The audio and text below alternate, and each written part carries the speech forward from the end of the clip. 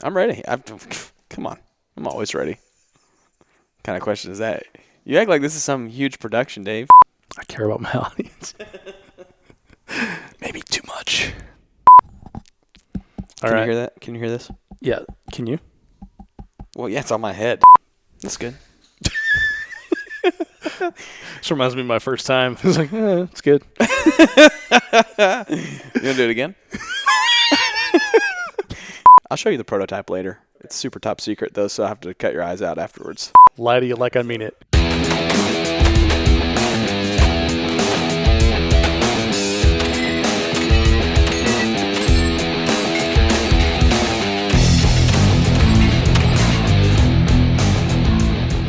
Welcome to the Three Gun Show, brought to you by Armalite. This is episode 135, and I'm your host, Dave Hartman. This is a special episode with pro three-gunner Nick Atkinson, where we barely talk about three-gun at all. But before we get into the interview, a couple things. People ask me how they can support the Three Gun Show, and I totally appreciate if you want to do that. I'll get into the ways real quick here, but there's links for all of them at threegunshow.com/support.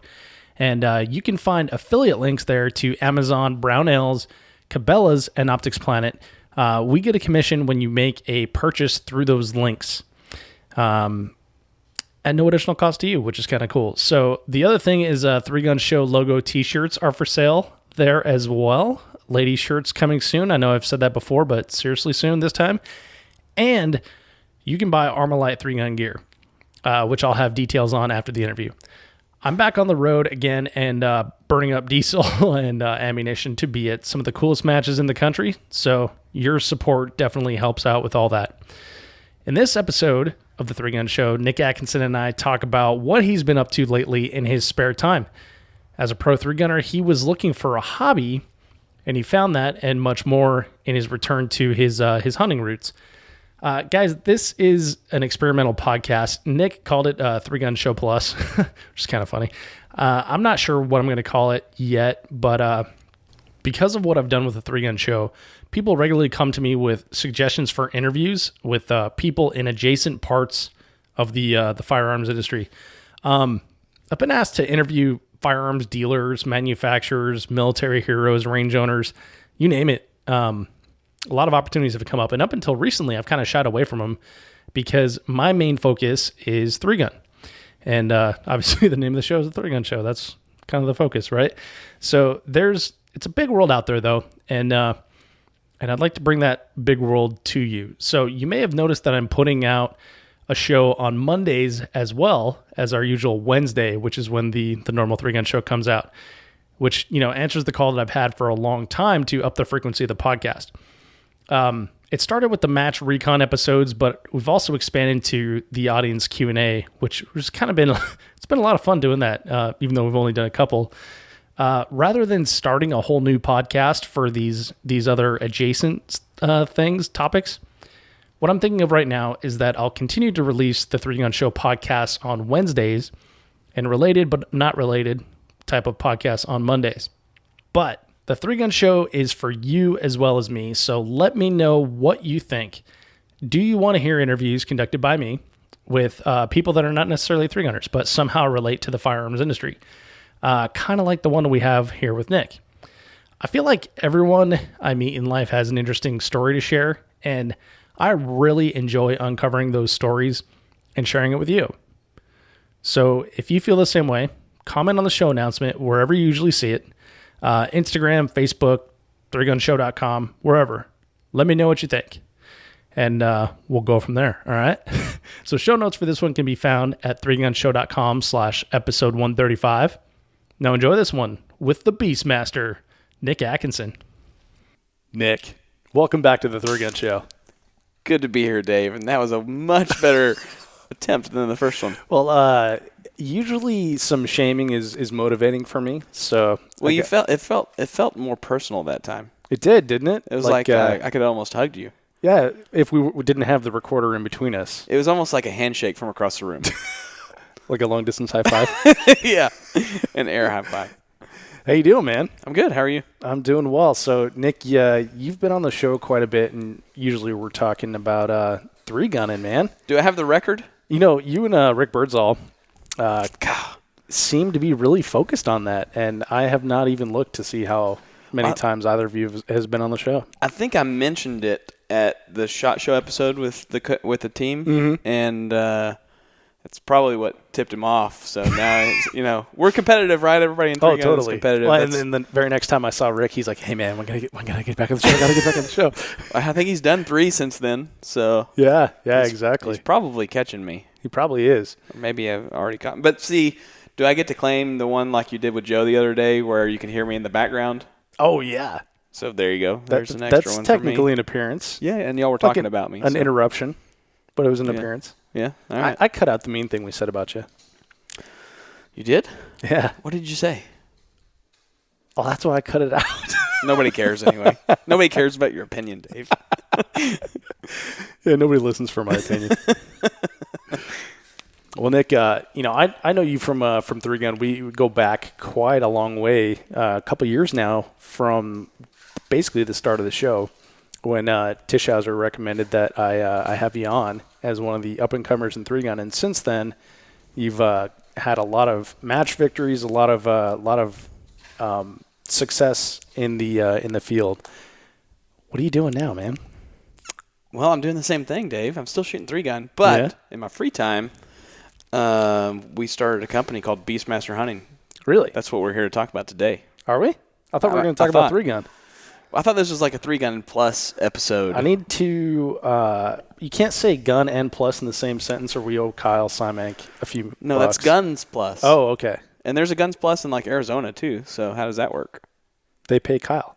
I don't think so. They have to. I don't think so. It's in the Geneva Convention. I don't think anybody worries about it.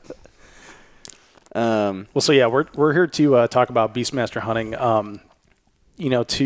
So this is something that you've been doing for like 6 or 7 months now, or maybe more. Well, I mean, yes and no. So basically, here's the way it went down. Okay, so started shooting Three Gun full time, right? And when you shoot competition full time, you kind of have like a lot of free time because you can't just do it nonstop. It's not like a normal 9 to 5 deal. There's thunderstorms one day, so you're not going to the range. So I mean, you either find something else productive to do, or you play Xbox. That's kind of like.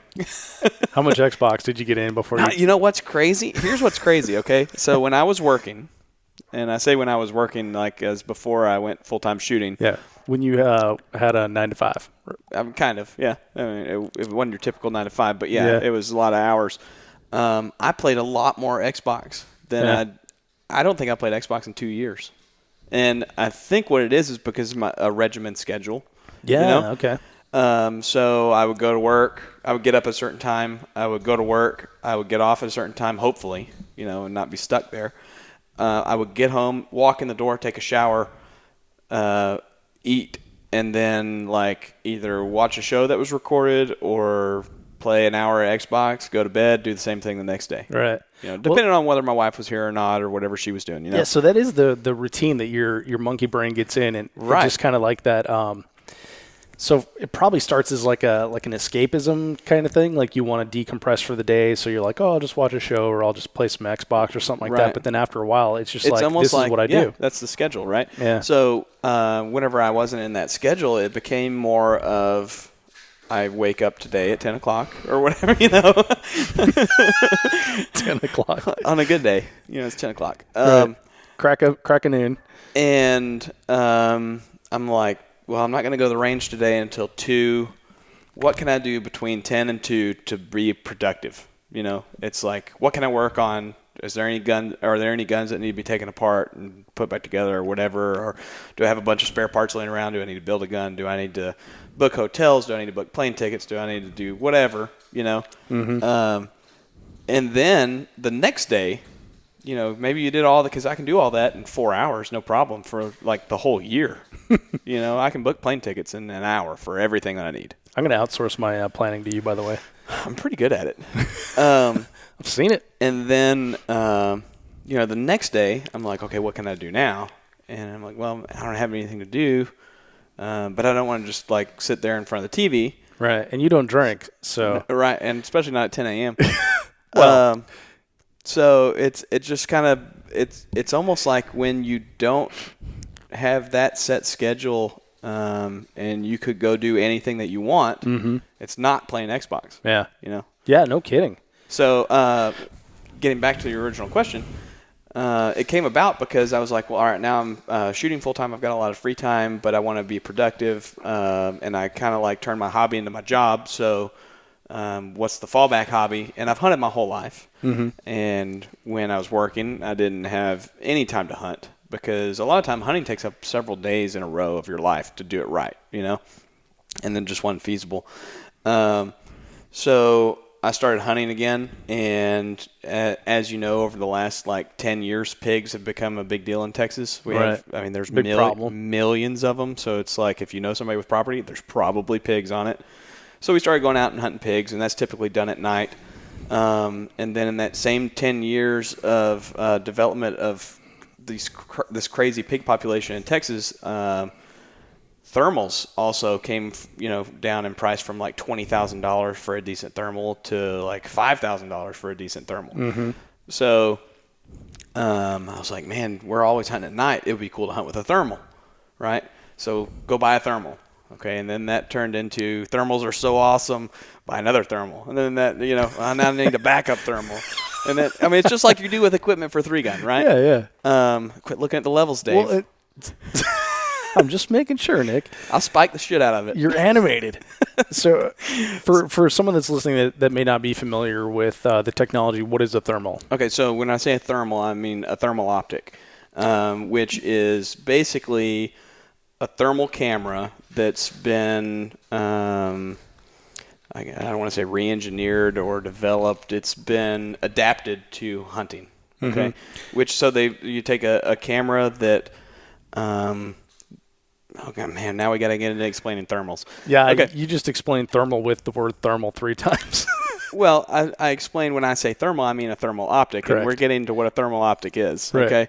So a lot of people think that the way a thermal optic works is that you see heat.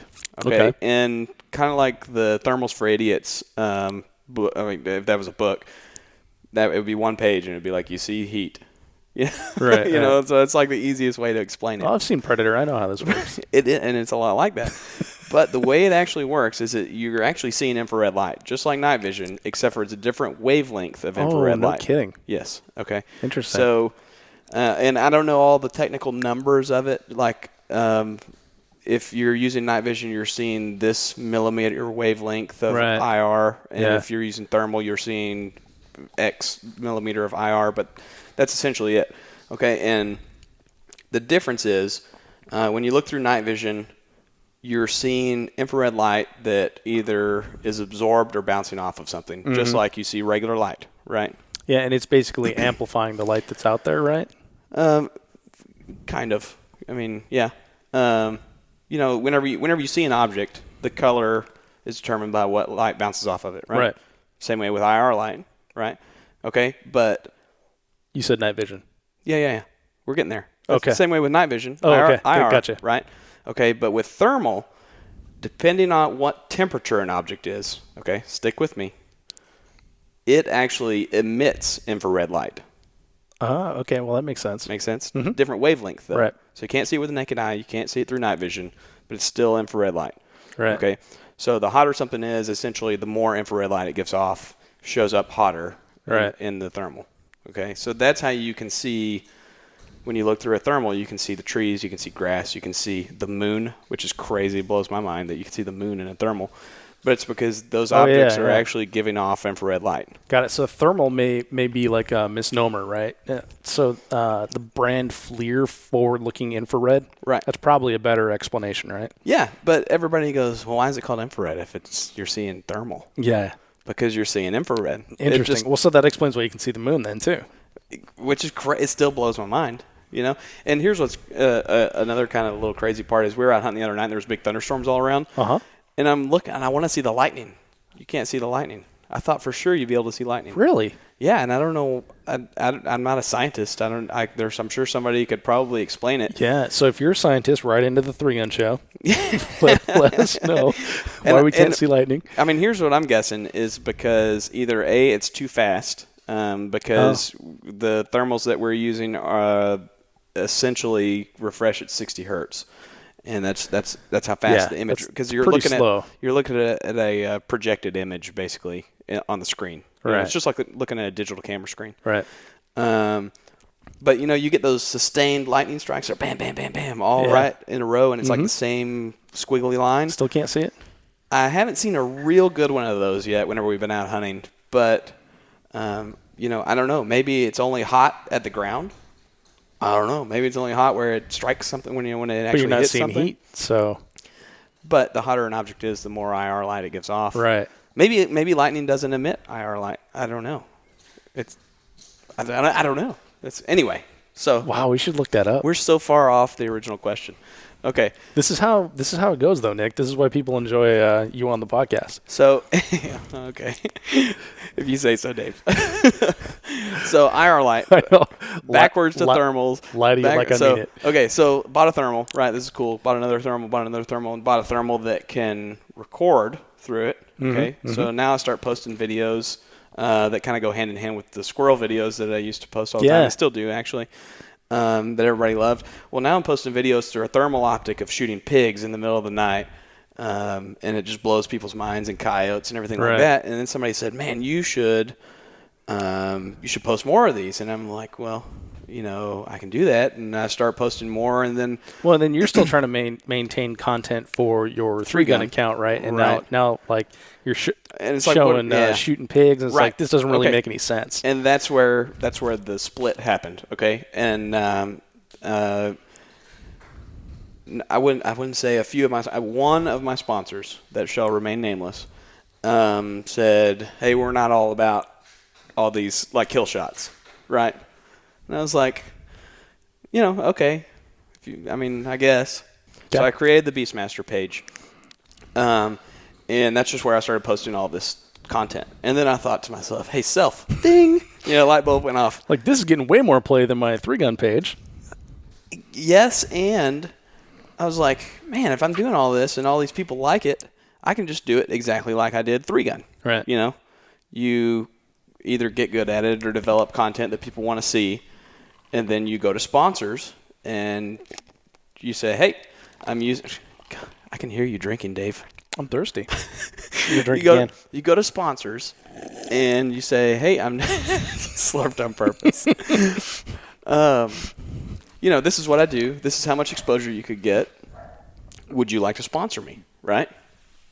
Well, before I could really do that, one of my clients that I have a pretty good friendship with said, "Hey, what do you want to do with Beastmaster?" And I explained that. He said, "Why don't we just make it a brand? You and I, we'll be partners, and because it's popular. You got a cool logo. It's a cool name, and I think it'll go somewhere." And I'm like, "Well, what are we gonna sell?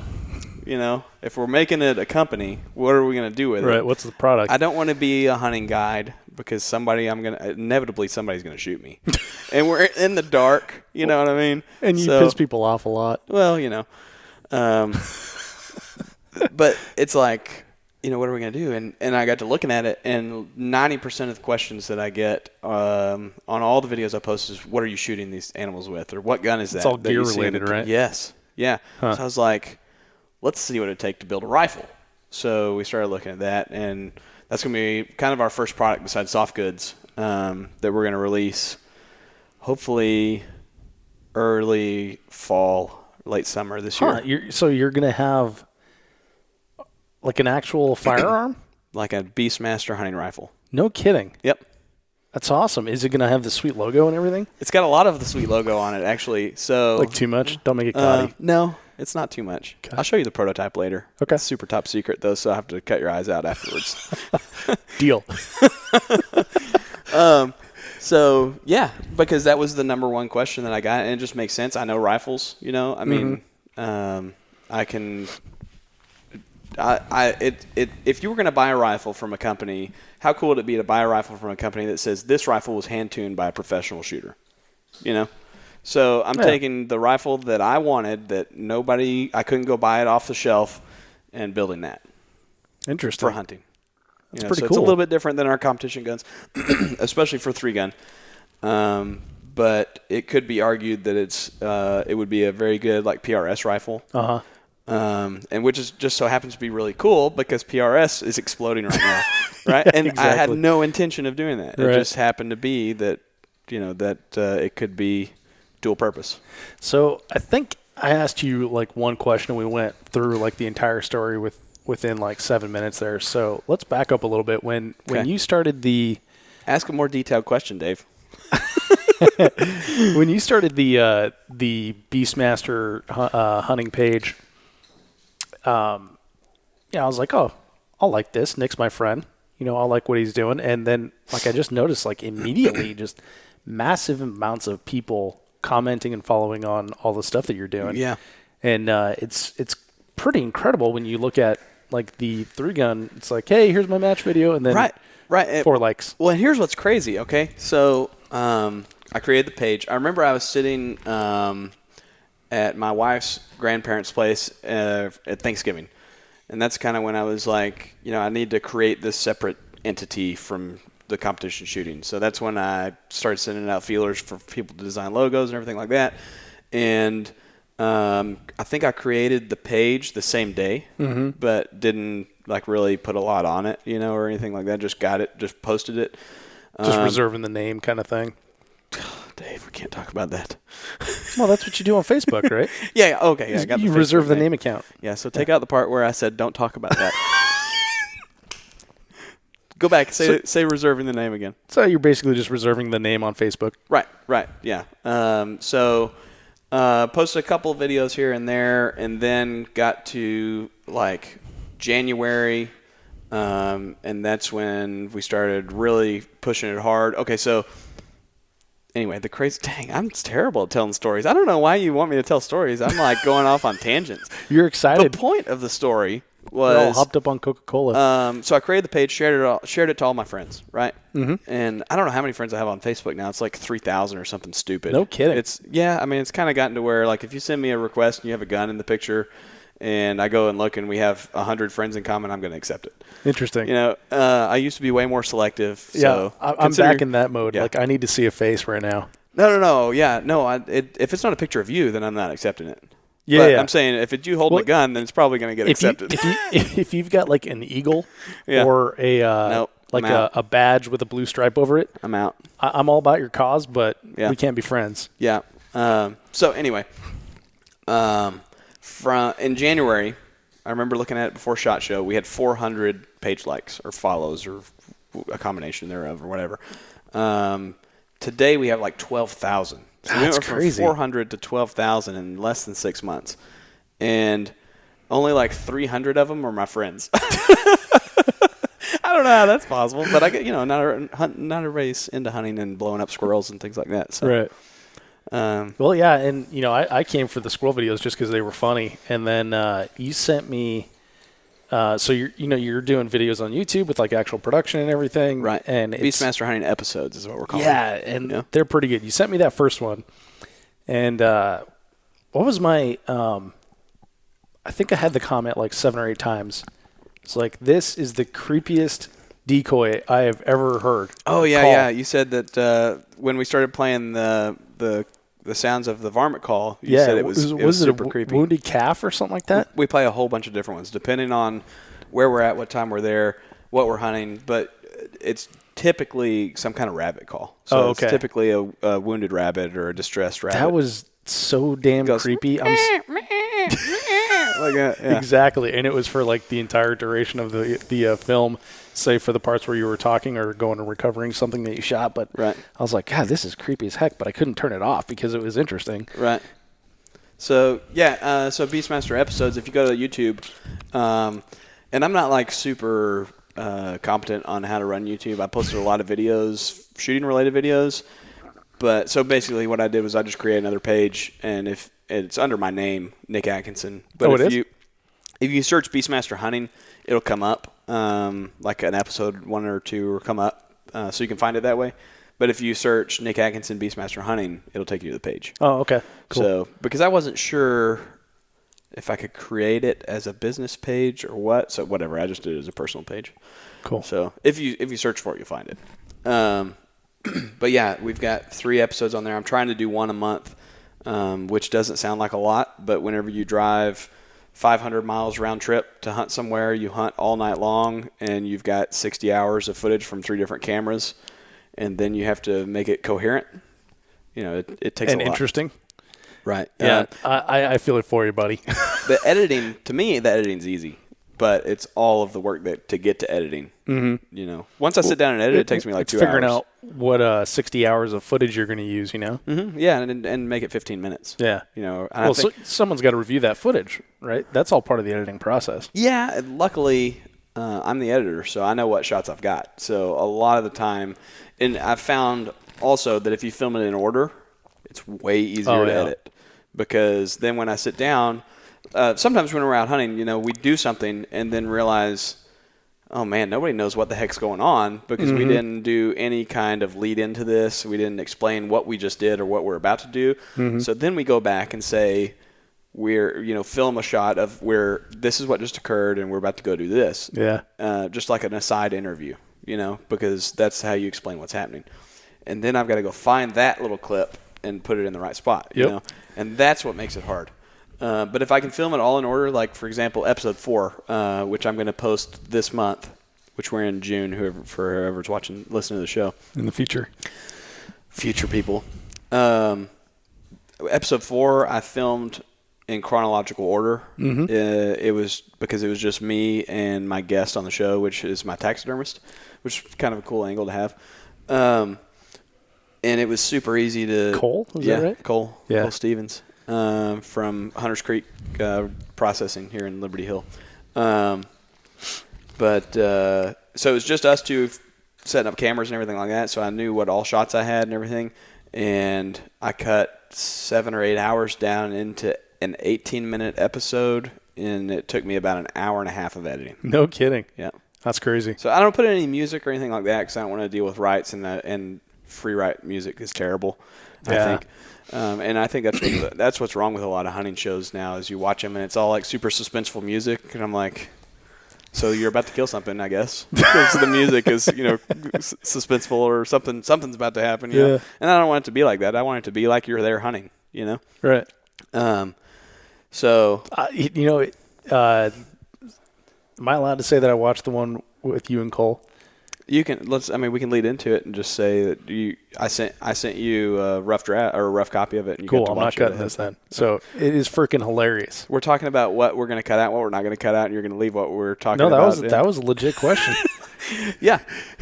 So so anyway, the episode that you did with Cole is hilarious. I had so much fun watching that. I'm sitting there watching it in the library, and I'm cracking up. And like the security guards walking past me, looking over my shoulder to see what I'm watching and stuff. I could have taken him, but it is seriously funny. But yeah, like you said, it gives that sort of feeling that you're there and you're in on it. Right. Well, and I actually think that episode 2 or 3 feels like you're there more because with Cole and I there, with Cole and me there. Me and Cole. I don't think because you never put yourself first. It's always you put yourself second, but you use the context as if you're only talking about yourself. So it's Cole and me, right? I don't know.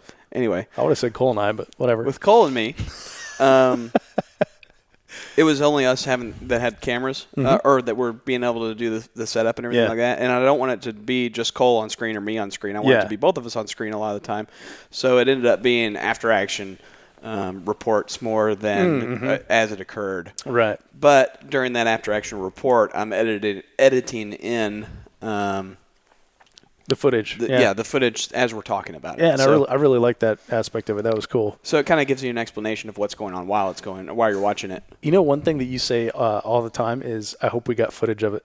Yeah, I do. I noticed that too. I hope the thermal footage turned out. Yep. You know why? Because never fails, like the recoil will pop the DVR disc out, I fixed that, or something will malfunction. The disc won't be formatted for some reason. It needed to be formatted, and that's just electronics. That's the way they are. And it's not. But something, if you don't mention it, no one's going to notice. It's true because it won't be there. Exactly. because you'll leave that part out because you're like, shit, we didn't get the. But I only say it in that episode, I think. Oh, you say it in a couple other ones too. Oh yeah. In episode 2, when the pig does the whole like barrel roll. Is that? Yeah, there's that one. That's one with the where you try to shoot with the shotgun, right? No, that's episode 3. You say it once there too. It's true. I'll stop saying that. No, I didn't need to. It's your thing, man. It is my thing. I hope that footage turned out. And one thing, my biggest complaint, I think, which will probably within a couple of years change, is the thermal that I'm using only has a standard definition video output, so it's standard def whenever you watch it. It's not HD. So when I'm looking through the optic, it is like super clear. Oh, you're kidding! Count the hairs on the pig, and when you see it on the recording. Looks like a cartoon. Yeah, I mean, it doesn't look bad. It's the equivalent of. I mean, would you watch a standard definition channel on your TV now? You don't have a TV. Yeah. To go back to what we were talking about earlier, the Xbox, I don't have a TV. Okay, if you're at the library, because apparently that's where you watch videos, and you were going to watch your favorite show on whatever, Hulu, would you choose standard definition or high definition? I mean, you're going to pick high def because it looks better on the screen. Yeah, right? if those are the options, and speed's not a factor and stuff. Yeah. So I mean, it just doesn't. It's decent footage. Yeah. It just doesn't look as good as it could. But all that, I mean, it's technology. It's rapidly evolving, and I'm sure and all you that hardly is even is notice money. it with when it's surrounded by high def stuff from all your other shots, right? Yeah, and I've got to work on some other things like audio. So I film everything that's daylight is filmed with an iPhone 6. Everything that's night vision is filmed with an iPhone 4 because that's what size fits in the adapter to make it go behind the night vision. And I try to film through night vision as much as possible because I think it's a really cool angle. Yeah, I'd like it. That you don't see a lot of. No. And when you do see film through night vision, it's usually white phosphorus night vision. So it looks like black and white. And I actually have white phosphorus night vision that I use to drive around and stuff. But I think if I'm going to film something through night vision, I think, or if I'm going to watch something through night vision on TV, I would rather it be green and black, like traditional night vision, because then it makes you think this is night vision. Yeah, exactly. Yeah, it's I like that. You ever watch Survivor? You've seen Survivor? I'm aware that it exists. Okay. So my wife loves Survivor, so I watch it with her because I like making fun of all the people. And all the nighttime shots are shot with night vision. They've got, I'm sure, they $100,000 cameras, but the camera has a night vision mode, right? Right. Well, it does like a black and white kind of white phosphorus type. It's not white phosphorus night vision, but it's kind of, it looks like that. And you never once think, oh, this is night vision. You just think this is black and white? You just think it's dark. Oh. I got you. Nothing has color, So, but that they're just filming at night, and this is what it looks like when you film at night. Have you ever seen Point Break? Yeah, the original or the remake? The original. Yeah, when they're sitting out in the ocean and they're night surfing. Yep. Air quote night surfing. Yeah. And just moonlight. Yeah. Yeah, but the moonlight is as bright as the sun. Yeah. Like clearly they shot that during the day, and then just made it negative. Yeah, maybe. Or maybe they just put up really big lights. Or maybe they put really big lights and they're just sitting in a tank somewhere, but it looks so fake. You're like, that. I'm not even buying that. Now, if that was in night vision, it would have been cooler. I don't think it works there, Dave. I think it does. I don't think it works in traditional movies. You don't think so? No. I think if it's like a movie about military operations or something, yeah. Point Break was definitely a military operation. Shut up. But yeah, I mean, so like, he was an FBI agent. Did you see? What was that? What's the movie with Benicio del Toro where he's a hitman and they go across the border in Mexico with the CIA? What's the Spanish word for hitman? It's Matador. No. Caballero. It's Vaquero. All right, you're gonna have to pause the podcast because I'm Googling. I never have to edit more than I do. With me? With you. Should I drop some F-bombs and stuff like that? I don't cut those out anymore. Oh, really? Yeah. Here, look, I'm going to make it fast. I'll look up Benicio del Toro, and then it'll be right there. That way I don't IMDb. have to, We're going to make people go along with us on this one. Sicario. Yeah. Huh, Okay. Interesting. So in Sicario, there's a part at the end where they're all wearing night vision and thermals. and it transitions between night vision thermal footage. Oh, cool. So it works there. Yeah. Because then you feel like you're there. Well, and then you do that sort of thing too. Also, one of the things Beastmaster vision. yeah, that's so awesome. One of the things I love about watching the night vision footage is watching people trip, because if you've ever worn night vision, it's not like you see it in the movies where there's this big display comes down and stuff like that. It's not like the fantasy Hollywood sort of thing. It's one piece over one eye. Well, you can get, there's a four tube setup, on two on each eye, pointed at angles. And that's probably like 4 times the cost. To do it right, it's about $15,000-$16,000. Exactly. So what do you have? Do you have the 1 or do you have the 4? So I've got 1 on my right eye for driving. And then while I'm wearing that on my right eye, I wear a thermal on my left eye. And while you're driving? Yes. So well, the point about tripping is that one eye is seeing what's happening in the dark, and one eye is seeing what's happening through the night vision, right? It's not that. It's that you lose a lot of depth. You That's lose what a lot I'm saying, of field of view. That's what I'm trying to explain, Nick, is that one eye is seeing normal, one is looking through the But I don't think that's what causes you to trip. You just lose depth perception in night vision. Nick, I understand you know this topic. I'm establishing this for the audience. If they have not used night vision, okay, you are looking through an optic through one eye that you can't unlook through because it is guiding you in the dark. But it is focused for a certain distance. Right. And not your feet. Because if it was at your feet, you would only be able to see your feet, 6 feet in front of you. Yeah. Or a bush that was 6 feet in front of you. Or a pig that was 6 feet in front of you. It wouldn't be useful. So you have to focus at a distance. And you're never looking down, basically. And you're never looking down. So when you're filming with your Beastmaster vision, you get to see people trip a lot. Yeah. And so whenever you watch, if you ever watch the not YouTube necessarily videos, fall or like Big Van you just Dyke, stumble but just a little stumbling. And a lot of times you run into cactus because you're not looking for the cactus, and that's the worst. So whenever if you're watching the episodes and you see the Beastmaster vision, that's actually footage through my thermals. So I gotcha. I've got one on my helmet that records, and then I've got one on my gun that records. So you see when it's the crosshair. I think somebody said I need to do like a whole episode on just equipment. Yeah. That would be good. I could see doing like an extra like bonus footage of doing that. I don't want to make an episode out of it because it's like I want you to, if you click on Beastmaster Hunting episode whatever, I want you to know that we're going to go kill something. You know what I mean? I don't want it to be like this month's episode is just we're going to talk about the stuff. Yeah, you know? I hear you. And eventually, once we release the rifle and everything like that, we'll do little equipment interludes, where it's just like the tip of the month or whatever. Yeah, and you could totally do that with, piece of night vision gear or something like that as well. So, but yeah, I'm open to suggestions, because I want to make it entertaining. That's it's fun to me to go do it. It's fun to me to record it so I can show people what we did. Right. But the whole purpose of the episodes is for them to be entertaining for other people. Right. Yeah. So I'm going to link to all your episodes in the show notes and everything, and people can go check them out at 3gunshow.com.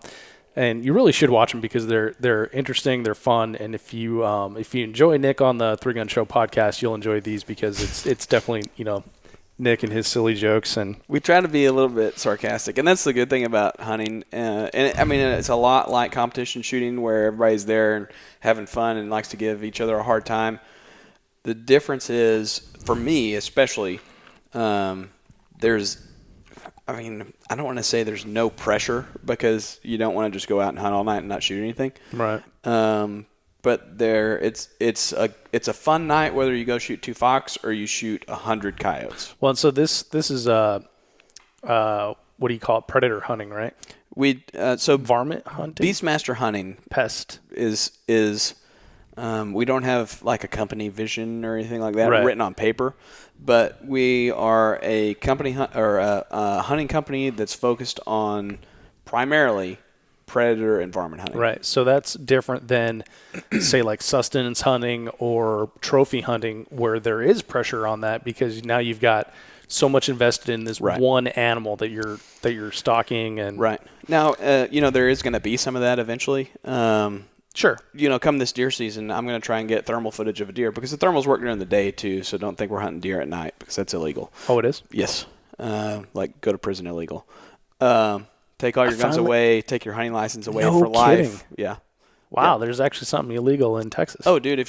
So let's just give an illegal scenario here. You're driving down the road in the middle of the night. You see a deer. You stop your truck. You shoot him out the window, and there's a game warden happens to be nearby, or there's a cop that happens to be nearby, pulls you over, calls the game warden. The game warden will take your truck, take your gun, take your hunting license for life. You have to pay like a $10,000 fine, and you can go to prison. So That's incredible. yeah, serious. So everything you see us do is 100% legit because Right. it's not worth. It's not worth it not being. And I totally understand. There's no reason to put that sort of stuff out there. You don't want to be the dude that like YouTube sensation, Right. Caught for blah blah blah. It's Well, like, that dumbass posted that video. And typically all of like sponsorship agreements, like once you actually start getting to the level of doing contracts, they'll put in there that you have to sign an affidavit saying you've never been ticketed or anything like that for illegal hunting or Makes all sense. that stuff. Yeah. Everybody wants because to. they don't want to be affiliated with No, you. heck no. So Well, that's so- what people have a hard time wrapping their brain around. You're doing this at night. Well, and so that's legal. let's talk about that for a minute because I'm from Colorado, so that's completely, totally foreign to me. Like Texas, for like the first 3 months that I was here, I could have convinced myself I was in a foreign country where everyone's speaking English and But a better one. and sometimes Spanish. Yeah, it's pretty awesome. I'll be honest, but it's very different. A lot of the highway systems are different. There a lot of the social mores and everything. Just there is a different culture here in Texas than what I'm used to living in the West, right? Colorado. So, and when I watch your videos, you're shooting anything you see. Oh, come on. No. From my I'm telling you from my Okay. perspective. Oh, okay. Yeah. So I'm telling you my perspective. So Got it. you're shooting anything you see. You're taking multiple shots on stuff. There's not the whole, a lot of hunting shows play up the spirit of the animal, Right. And, that sort of thing. You're doing it in T-shirts half the time because it's Yep. bloody hot in Texas. Night vision. You've got multiple people shooting at one animal. And suppressors. So Right. from my perspective, growing up in Colorado, that's like so off the charts. Right. And so I don't fault people for saying like that's legal. Right. Because that's Well, and you have to understand that the type of hunting that we're doing is it's kind of like a 2-part deal or 3-part almost even too. Okay, so for pigs, for example, you can go hunt a pig because it's fun. You can hunt a pig to eat it. Or you can hunt a pig to eradicate it because they destroy cropland, they destroy livestock, they destroy everything. We had a sheep farmer in Ozona that in a roundabout way got to know him, and he said that a feral hog killed 24 of his lambs in one night. Oh, you're kidding. Because out there in the desert, they've got a water trough. All the sheep bed down in this little shed next to the water trough. Well, the pig got in there and just went crazy and started killing them all. So they actually snared the pig on his way out. He caught the snare because they had snares set up for coyotes, and he was caught in the snare and he had lamb blood all over him, and like he had eaten some of them. That is Right, incredible. so- Like I had no idea. Yeah, so that's why we go out and we get on a group of like 12 pigs. The objective is to kill all the pigs. Right. So it's like you shoot the And first. so you're doing a service for these landowners too, right? Because Yeah, now they I don't mean- have to worry about these pigs attacking their livestock and tearing up their fields. Right, and then you go to the extreme of that, and people think that everything hunting pigs related should be free, and you should be able to go on anybody's property to do it. They don't understand that.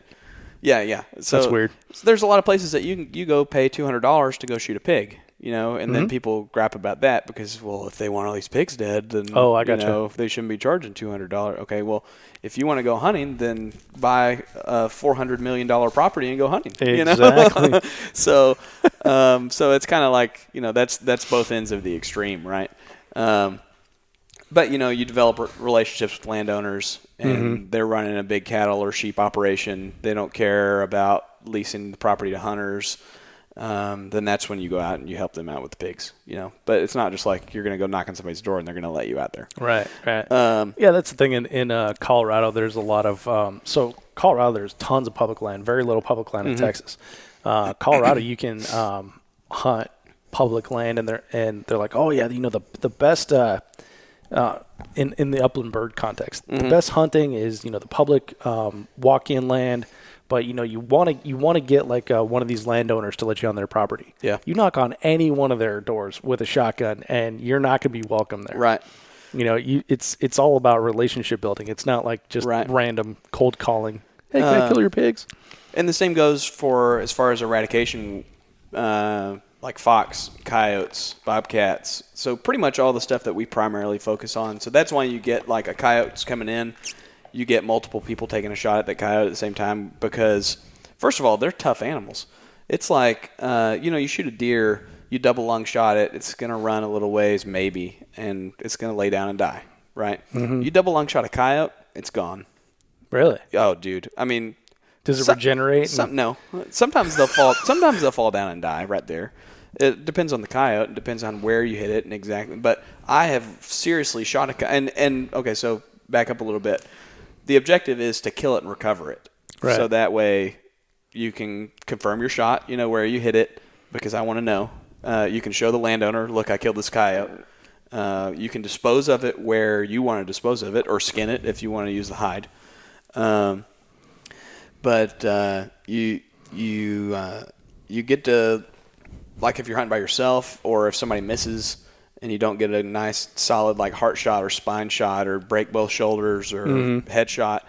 We were hunting one night and took a double shot at this one coyote that came in. He was like 100 yards, and I hit him solid. And it's really hard for me to get away from double lung shot because that's what you do on a deer if you want to save the shoulder meat and everything. Right. So I find myself drifting just behind the shoulder on coyotes a lot, and we end up having to go track them. Which is not a big deal, because it's a coyote, whatever. It'll be dead, but still, like I said, all the things that I mentioned, why you want to recover it. Mm-hmm. So I put a solid double lung shot on this coyote, and it does the death spin. I don't know if you've seen them on the videos where they spin around. They're trying to get at whatever's getting them. Right. They think something bit them, right? So they're spinning around like trying to get it. And then finally they'll figure out that I don't know what's going on. I need to run, and they just take off running like dead sprint. Right. And a lot of times they'll just fall down right there, But sometimes, like this coyote, just gone, out of sight. Well, we knew what direction he was going, and that was about it. So we get out there. So we stay on the stand a little bit longer. Another coyote comes in. We shoot that one. We went and tried to find the second coyote first, okay? Then we go after the first coyote. This is 45 minutes later, okay? Mm-hmm. We find him 400 yards from where I shot him, so nearly a quarter mile, and he was still alive. You're kidding. One of his lungs was hanging out of his body. And he had a, what is that, baseball? Baseball-size exit wound. Okay. And he ran a quarter mile. And he's still alive. That's incredible. I mean, he probably would have been dead within another 20 minutes or whatever. Right. The only way we found him, because the grass was real tall, was he started growling when we got close to him. Oh, you're kidding. Nope. So that was a fighter. That's why you see multiple shots on the animals. I gotcha. Like you'll shoot them, you'll hear a solid. Oh man, it's the best sound in the world. It's a thump, and they'll either go down or they'll do the death spin or whatever, and then sometimes they'll hop back up and go to take off running, and that's when everybody just pow pow pow. Well, there was pow, in this to be released episode with Cole, there's a really good double shot that'll like completely illustrate what you're talking about. That I don't want to give away the punchline, but it's a pretty good one. I'm trying to remember which one you're talking about. There's a bunch of coyotes dead in episode 4 for anybody who's wondering what's going on here. But we're talking about coyotes. Is it one that folded up or one that ran? It's the one where Cole shot him in the face, and then he rose up, and then you took him down. Okay, yeah. We'll cut that one out. Yeah, because, you can leave it in. Oh, yeah? People go watch it. All right, go watch it. Yeah, okay, so if I'm not, giving anything away. No, I mean, Cole shoots his thing. Spoiler alert, but go watch it. Cole shoots his thing and hits it in the face, and it did exactly what you were talking about. And that wasn't a good shot. Let's put it in context. It was a glancing blow of the face. Right, and it wasn't. It still hit him in the face. And I'm not sure. I think that coyote had stopped and turned just as he broke the shot, and that's probably what it did. And so when he broke that shot, like the coyote like put his head up or something to like where that came from or his recoil from. Yeah, like have you ever seen a dog like get stung in the nose? Mm-hmm. He did exactly that, and he just exposed his chest, and you sent it one round like straight down. No. That one took off running. No. Okay. This is the other one where hang on. Cole's coyote. asking you what kind of ammunition you got, right? No, that was a different one. You're all confused. Am I? Yeah. So the one that you're talking about that Cole hit in the face took off running, and it just ran right across this dirt road, which was the only open spot, and I hit it as it was running across the road. Okay, well, I remember that one. Yeah. That's the same one he hit in the face? That's the one he hit in the face. The one that kind of exploded everywhere. Yeah. Yeah. Yep. I'm going to have to go back and look now. Well, see, now you just YouTube episode, get another view on it. Let's pause it. I'm going to look at my phone. I think I still have it. Okay, go.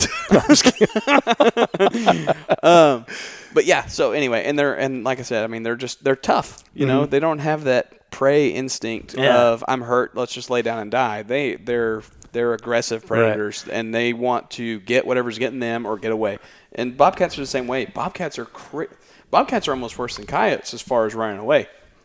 Like I've put some what would be considered a bad shot on a deer on a bobcat, but it's the only shot you're presented, and you got the landowner right there, and he's like, don't let that bobcat go, because it's been stealing his sheep or whatever. Yeah. And like hit them as they're leaving. Like they'll come in, we won't see them until they turn around and they're leaving. Hit them right in the back and like right at the hips, and it completely destroys their spine and their back hips, and they go another 100 yards with just front legs. It's crazy. That's insane. How strong they are. And they only went another 100. They could have gone further than that, but we hit them again. Yeah. That's the only thing that stopped them was another hit. It's interesting. And obviously, we don't want to make them suffer. So yeah, I'm not just going to go, well, he's hit, he's going to die. I'm just going to let him run off. Right. It's we do have respect for the animals, but we're going to kill them.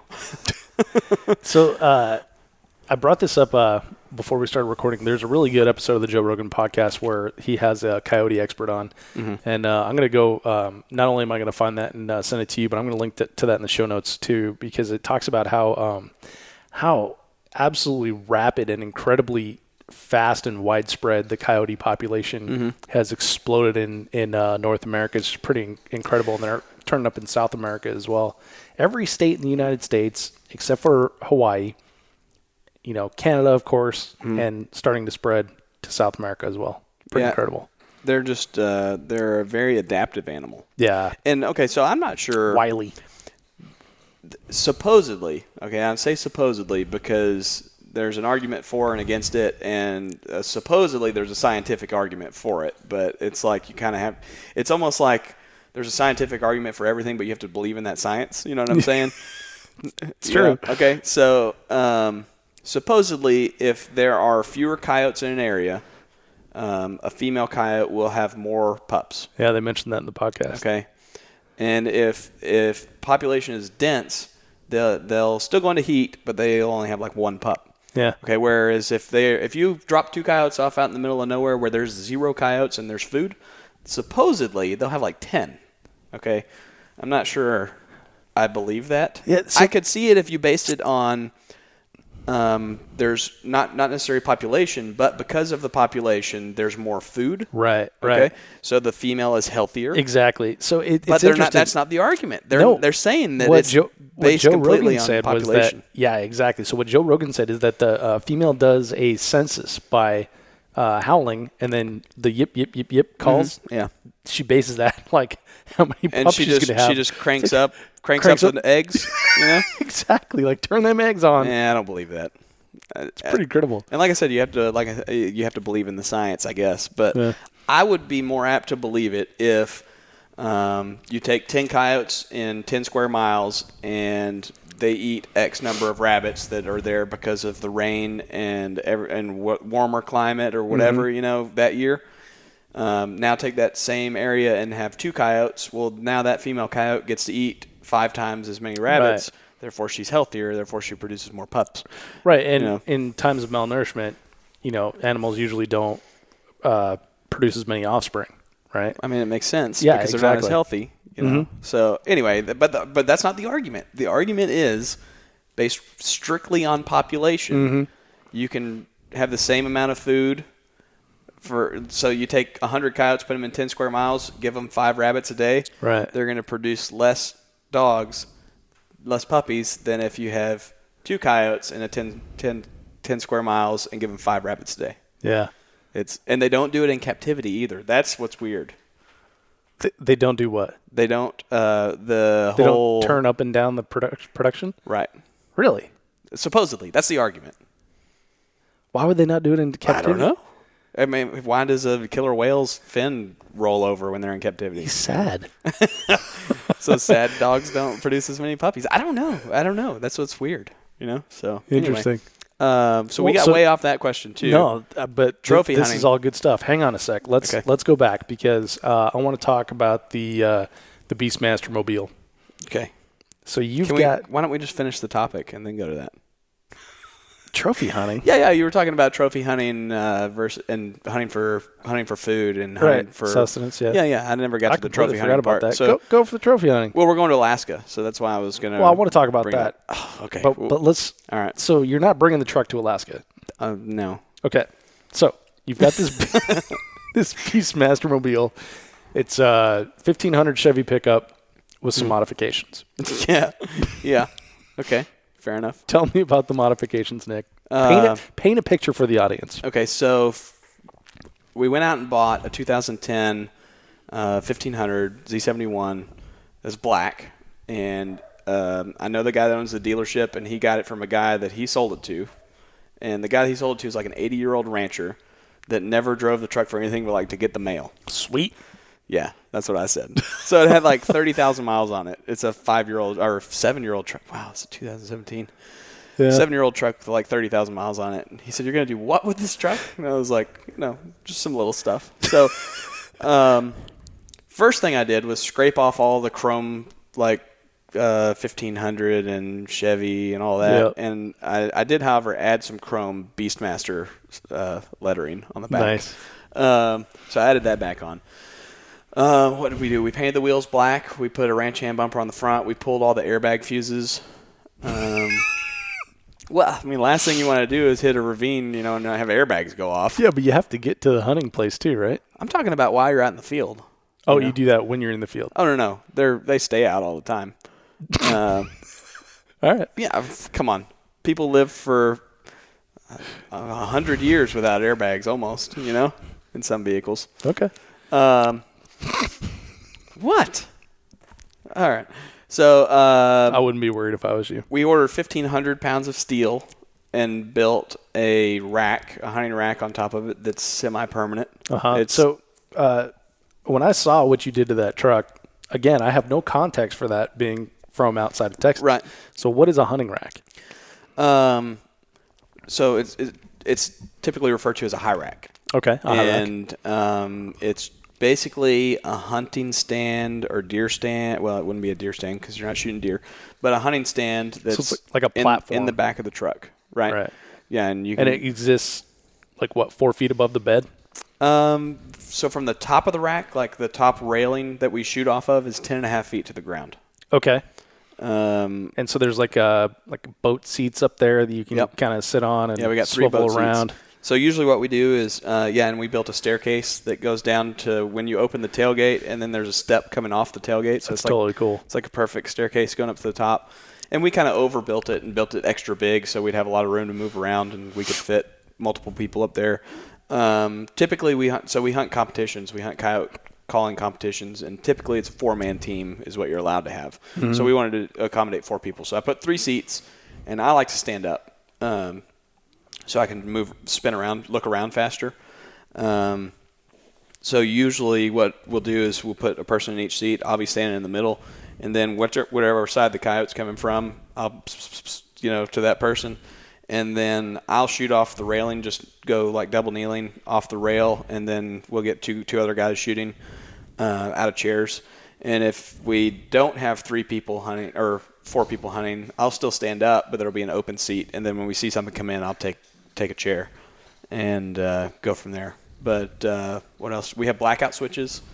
So you flip the switches on the dash. There's 3 of them, and it cuts out the tail lights, the brake lights, the dash lights. Nice. So that way, when we're driving with night vision, and there's IR lights. So when you when you hit all the switches, some IR lights on the roof come on. So it's like driving with headlights through night vision. That's so cool. What else? Are IR lights expensive?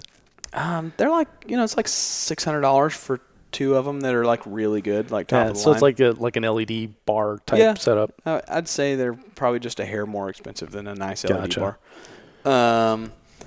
And what else cool does it have? It's got a winch receiver on the front and back, so you get stuck, you can pull the winch out of the toolbox and slap it on either side and pull yourself out. Super springs in the back to help with the weight, so it'll ride at factory height and not sway real bad around corners. So and some, what are they? They're like 35s. I think they're 35s, or maybe they're 30. I don't know, 33 to 35 inch Mickey Thompson MTZs. And dude, I'll tell you what, Mickey Thompsons are like indestructible. Yeah. I cannot believe the stuff that we've driven over. And we run real low air pressure. Which helps in sand and stuff like that. Well, and over sharp stuff. Yeah. You run over sharp rock, and if it hits something hard, it's going to blow it. But that lets that tire flex. We run them, I think they're E-rated tires, like super heavy load tires, and they're like steel banded, whatever. And they'll take like 60 pounds. I think we run them at like 26. So not low compared to a car tire or a regular truck tire, but low whenever you consider it could take 60 pounds of air. It's pretty low. We've driven through fields of plowed mesquite trees. Like somebody just ran a bulldozer through these huge fields and cleared all the mesquite trees, but left them out there. Driven through it, no flats. I couldn't believe it. I thought for sure we weren't going to make it out of there. So it's currently the truck is currently being rhino lined in digital camo. So nice. The whole thing isn't going to be black anymore. It's going to be, the rack will be black, but it'll be rhino lined. The bumper, front and rear bumpers will still be black. The wheels will be black, but then the truck is going to be like a earth tone digital camo. That's pretty cool. With our logo on the side. Beastmaster logo. In rhino lining. In rhino lining? They can do that? Isn't that crazy? That is crazy. So I found a place in Dallas that does it. Huh. Yep. Sweet. So I'll have it back a week from today. Awesome. They said we need it for 3 weeks, and I said you got 10 days. 10 days. And they were like, and I was like, it's either that or you wait till October, and I can drop it off in October for 3 weeks. Huh. Cool. Well, I can't wait to see the pictures of that. We're going to go hunting. You're going to see it in person. Nice. Yeah, let's go hunting. So speaking of going hunting, so you're branching out from predator, Central Texas, West Texas type animals to something else. You're going to Alaska. Right. So, like I said, the Beastmaster brand is primarily focused on predators and varmints, hunting at night, things we can hunt at night because it's cool. It's different, But, this coming deer season, you'll probably see some, like maybe some spot and stalk whitetail hunts or mule deer hunts or antelope or something like that in Texas. But, yeah, we're going to the Alaskan Peninsula in October to hunt a coastal brown bear. Actually, we're going to hunt 2 coastal brown bears, so we're going to try and get 2. So we're going to film that, and that'll be probably like episodes 7 and 8 of Beastmaster Hunting. Interesting. So, and it's not like... Is this still rifle hunting as well? Yeah. You'll be bringing the same rifle that you normally shoot? No. Because we're talking about a 10.5 foot, like 1,000-pound bear. I know. It's amazing. So we're not going to shoot it with the same rifle we shoot coyotes with. Yeah. Actually, Proof Research, one of my competition sponsors, is building me a rifle, which is going to be a 338 Norma. Oh, wow. That Gorilla, one of my other 3-gun sponsors, is going to provide the ammo for. Interesting. 338 Norma is, if let me put it in perspective here, most people are familiar with a 338 Lapua. Right. Big honking long bullet, right? Or cartridge. Projectile, or cartridge. A 338 Norma is a 416 Rigby neck down to a 338 bullet. Okay? So we're talking about... So you can get ammunition one place. There's a few companies that make it. But so we're talking like... I'm just trying to think of the numbers off the top of my head, but like a Lapua is a high 200 grain bullet usually, like a 280 or something like that, going. Oh, I don't even remember how fast, like 27 or 2,800 foot per second. Mm-hmm. So maybe not that fast. Without looking at all the numbers, I don't spend a lot of time memorizing ballistics except for when I'm actually going to go shoot. Right. You know what I mean? And I have no clue. You could tell me anything, and I'd be like, okay. All right. So a 338 Norma is, let's just put it in this perspective. A 338 Norma is about a 25% heavier bullet going a little bit faster.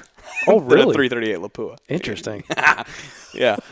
So it's like How excited it's like you a are. mile and a half gun. It's awesome. No kidding. And we're gonna, and you need it for a bear, for a big bear, because you don't want the bear like a coyote where you shoot a lung out and he can run off. Yeah, or 'cause he run might at run toward you. Exactly. So it's gonna be, and it's 100% built by Proof gun. So it's their proof gun. It's the TAC 2. So it's the Proof Research TAC 2. Yeah. In a 338 Norma. It's gonna be like an 8-pound gun. So we're gonna put a big break on it. Better start doing some push-ups, man. No, it's gonna have a ton of recoil. 8 pounds is nothing. That's what I'm saying. Push-ups. Bulk up, man. Soak up the recoil. You're talking about to carry the rifle. No, to carry the rifle. What are you talking about? No, that's a shitload of recoil on the tiny little rifle. Yeah. So it's a 20. I can't remember if I ordered a 24 or a 26 inch carbon fiber barrel. Huh. It's gonna be pretty sweet. So should be interesting. That let's see what else. The Gorilla ammo. I haven't decided what optic we're gonna put on it yet. So I like a lot of optics. I haven't. Are you gonna try to go thermal on that one? No. So Alaska is like, even though it's the last frontier and people go there to disappear into the mountains, super strict on hunting. Mm-hmm. There's law, like you can't be on an airplane and hunt something within 24 hours because they don't want you spotting from the air. Oh. Because it'll give you an unfair advantage, or it's not an unfair advantage. It'll be it's a fair chase law basically. Right. So anything that would give you an edge over modern firearms with modern optics isn't allowed, pretty much. Gotcha. So thermals are no way, which I thought would be really cool to get thermal footage of a bear hunt. I might try and call and get some kind of permit to be able to just film it through the thermal, but I still think they're probably going to say no. Yeah, that'd be cool to have a film permit to do that. Yeah, they're probably going to say no because it would still give you an edge on spotting. Yeah, because you'd be able to see in the trees, right? Mm-hmm. That it's there. Yeah, if there's a real thick canopy and it's real bright outside, you can't see into that canopy. Right. But with a thermal, you could. Right. So yeah, that would be unfair advantage. Yeah, I guess. I don't think that'll work. Unfair for who? The bear? He's going to die anyway. It's true. Yeah, so that's kind of like the first major branch out from predator environments and pigs in Texas is Alaskan peninsula bear, which is typically the second largest brown bear in the world. Right. So Kodiak is usually and it varies. We're talking about averages. You could get we've talked to them and they say the guide says you could get an 11-foot. God, that's insane. Peninsula bear that would be just as big as a Kodiak bear. The Kodiak bears are even more regulated, and the hunts are years out because you can't just go hunt them. You've got to have a guide. So are you going to do like a full mount and stand them up in the middle of your house here? I am. I'm going to put them right there. Nice. So hopefully, if we get one,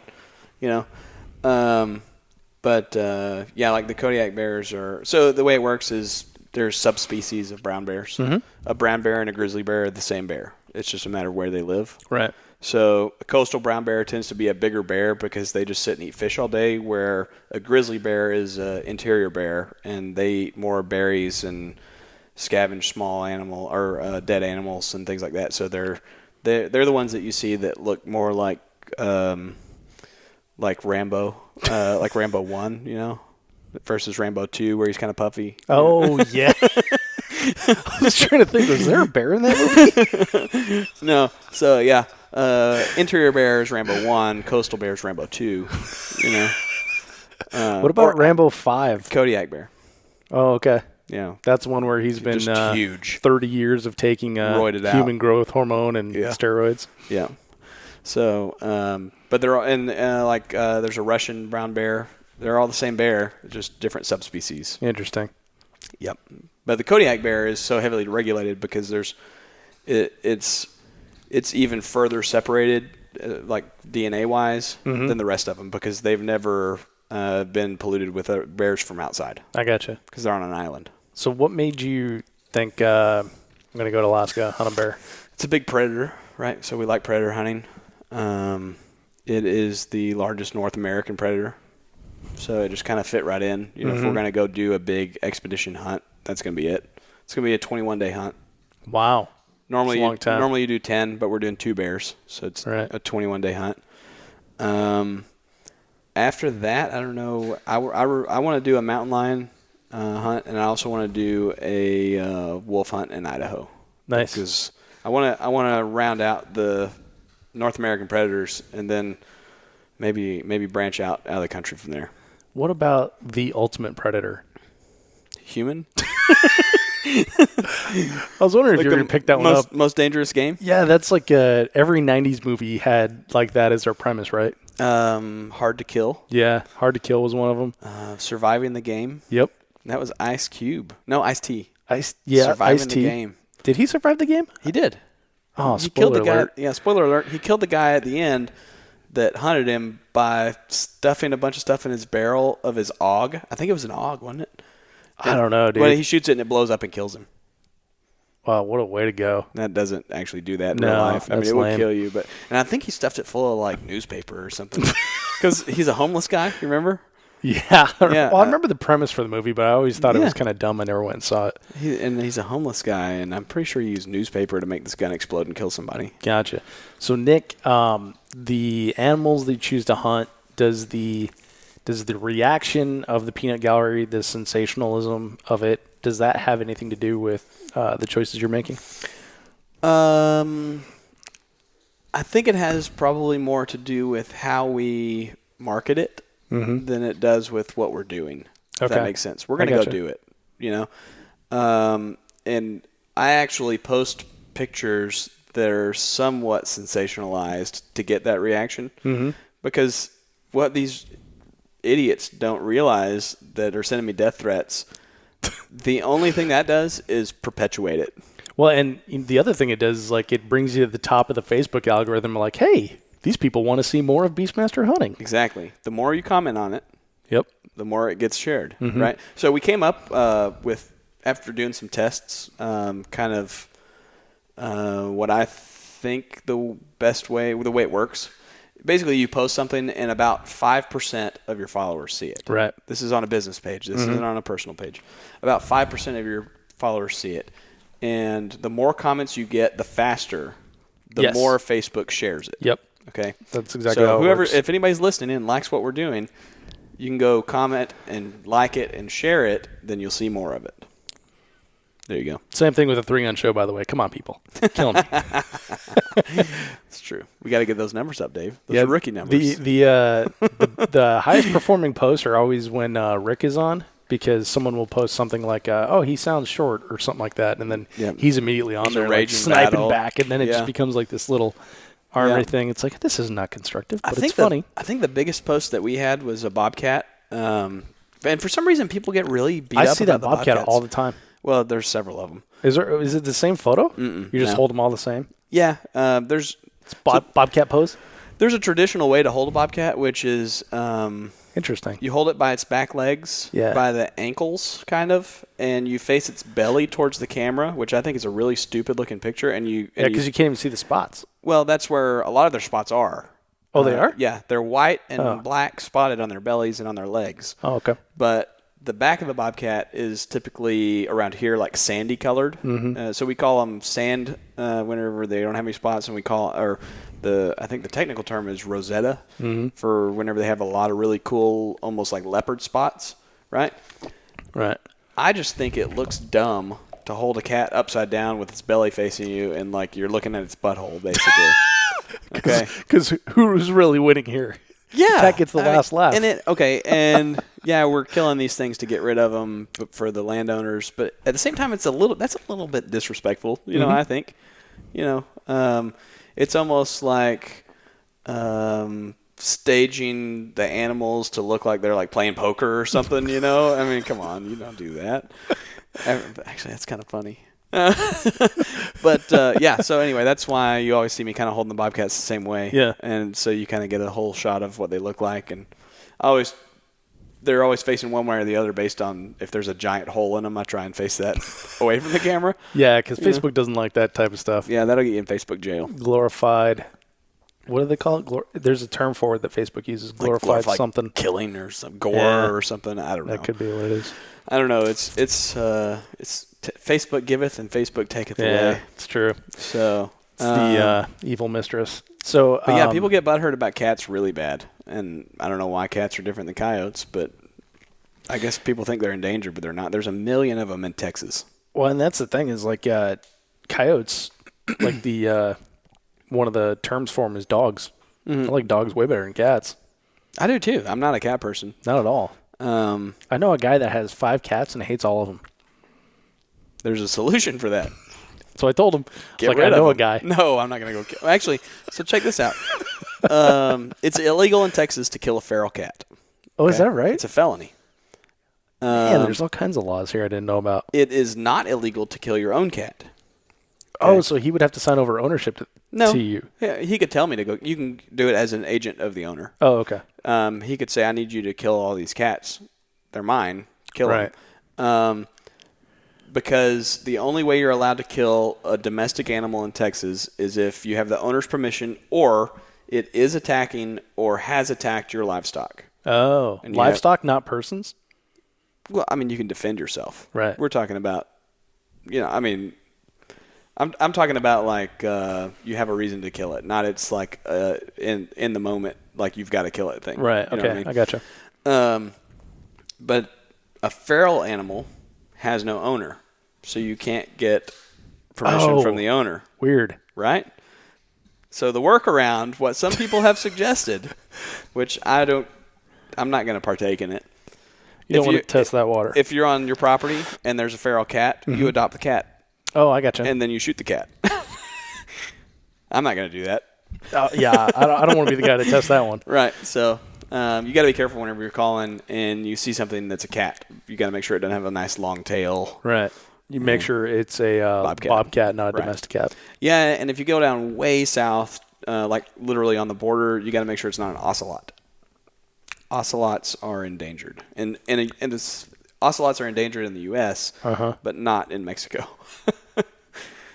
Yeah, they're not globally endangered, but they're endangered in Texas. Kind of like black bears. Right. Black bears are endangered in Texas, but not in Colorado. Right.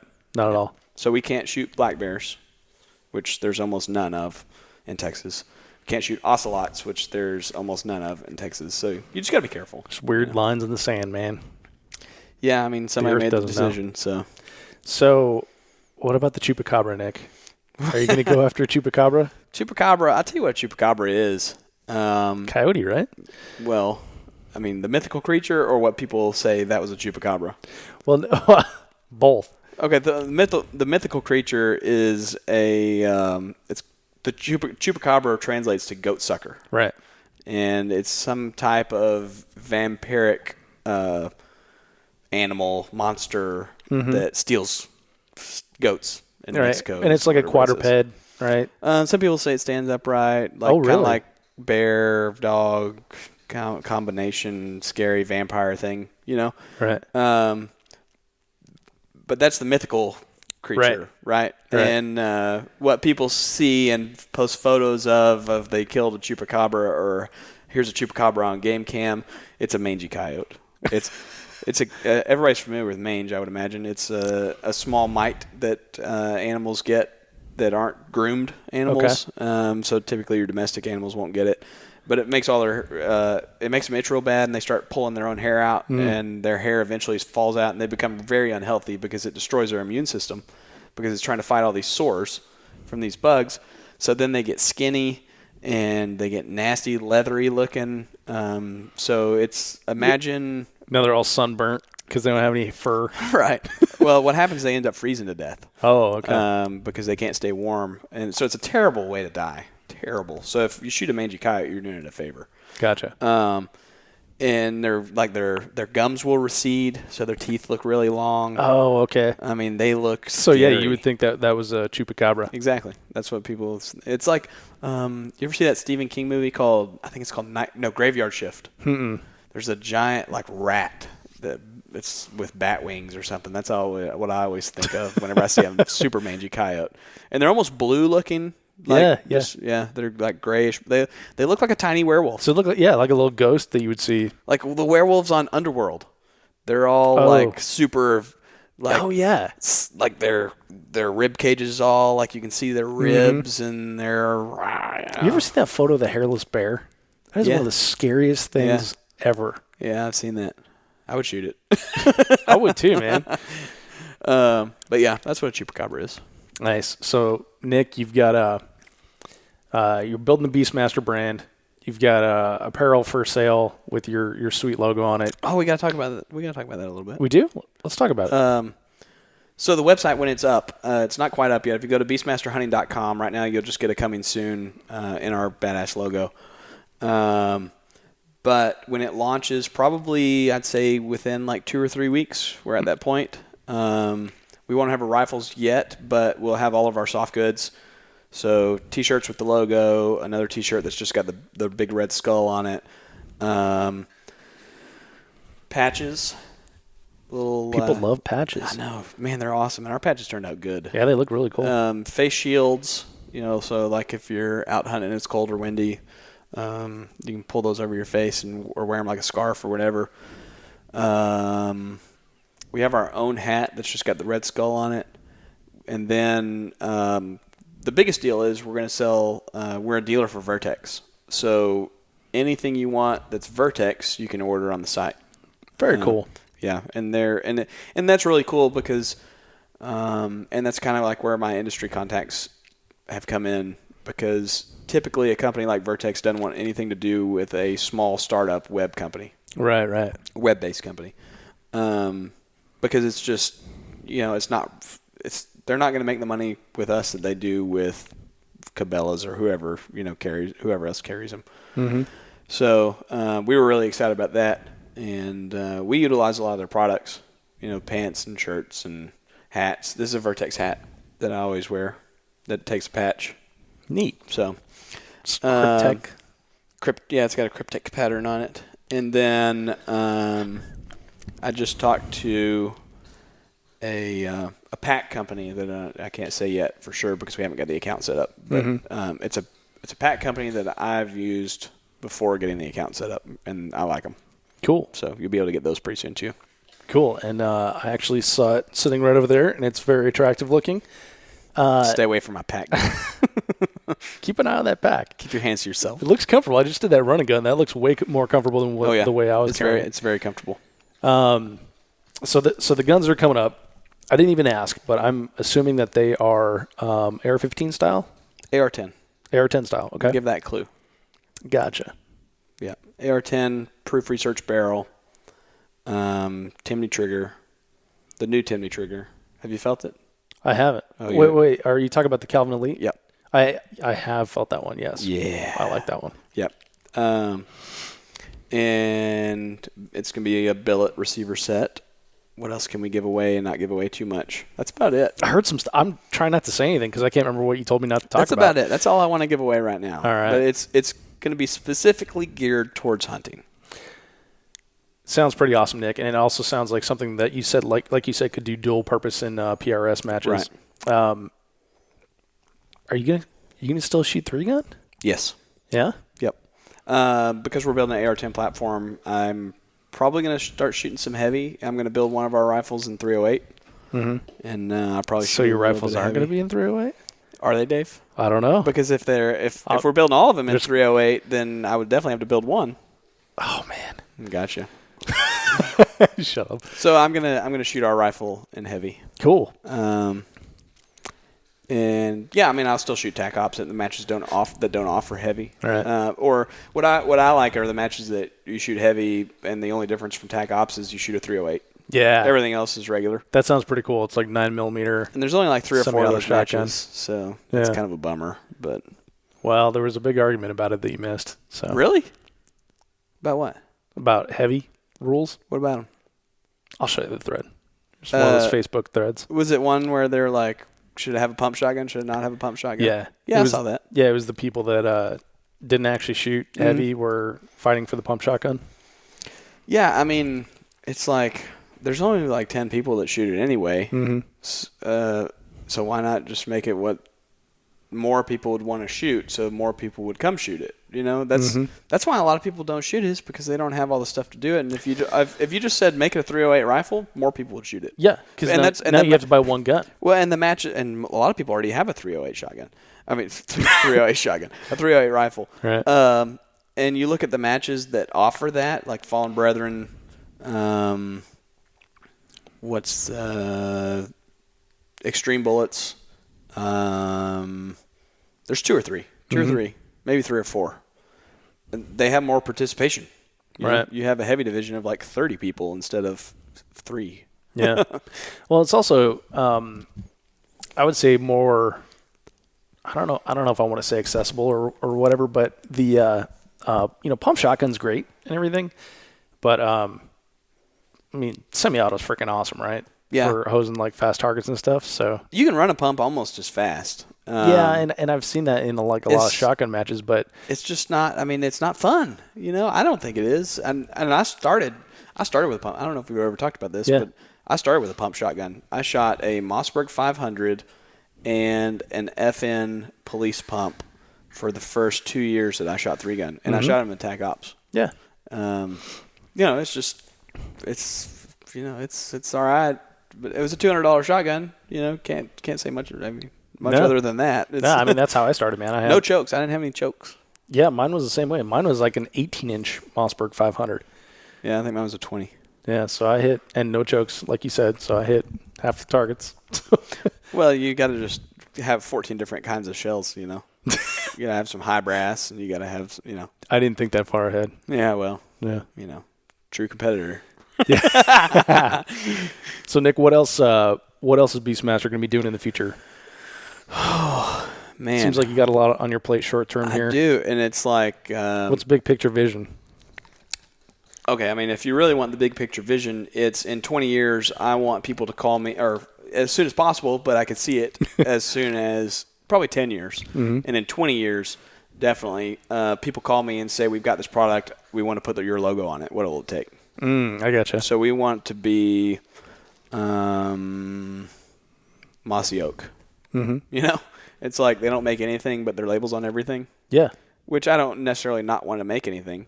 But what I make is going to be because that's what I want. You know what I mean? But I also want to be associated with other good products, or co-brand. Mm-hmm. You know, it's just like this Pat company we're going to work with. The first thing I'm going to do after I get the account established and start moving product is I'm going to call them and be like, what would it take to do a Beastmaster Hunting Edition? You know? And if they say it's like a $200,000 commitment, I'm going to be like, well, give us a few months. But in 10 years, in 5, 10, 20 years, mm-hmm. I want that company to call me and say, what would it take to do a Beastmaster Hunting Edition? Right. So that's the big vision. I gotcha.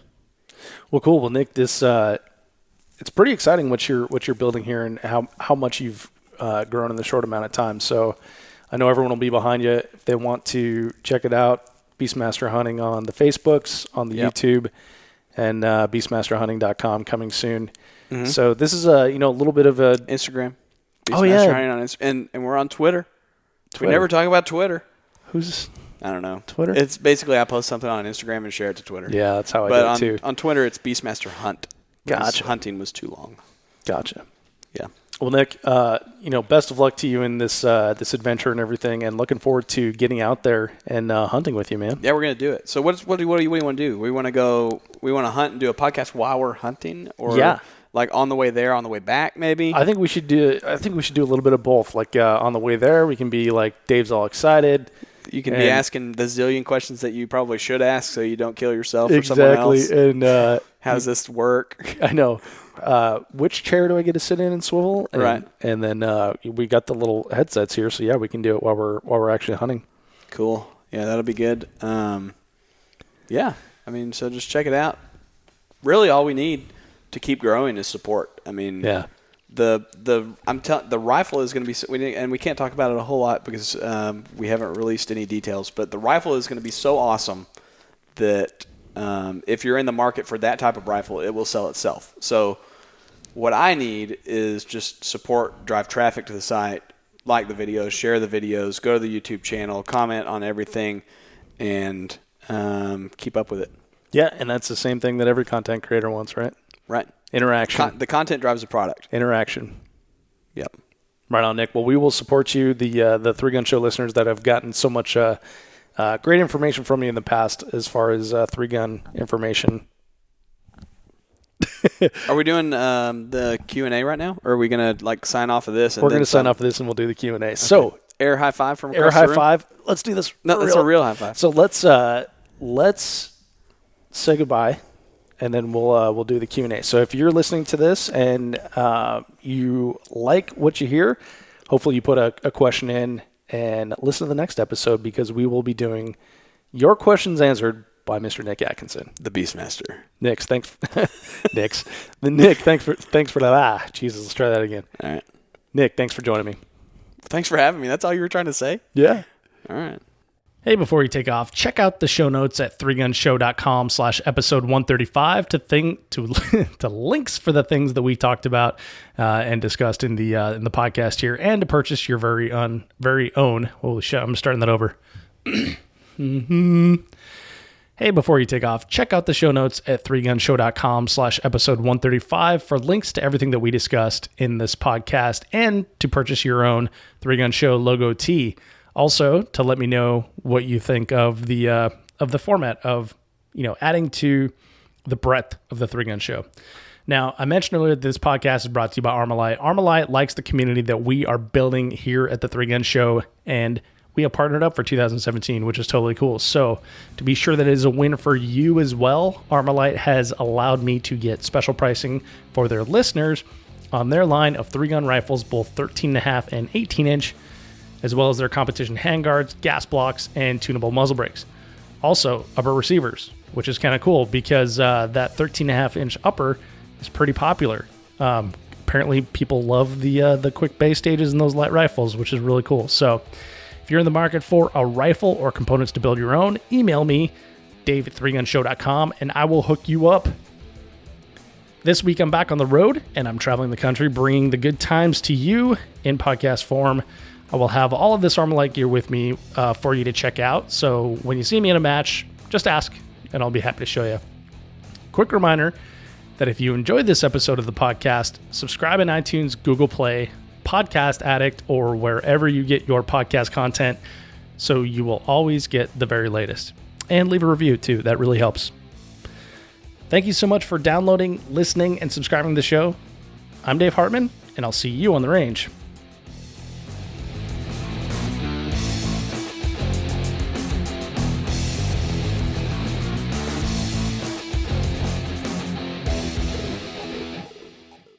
If you are finished, unload, show clear.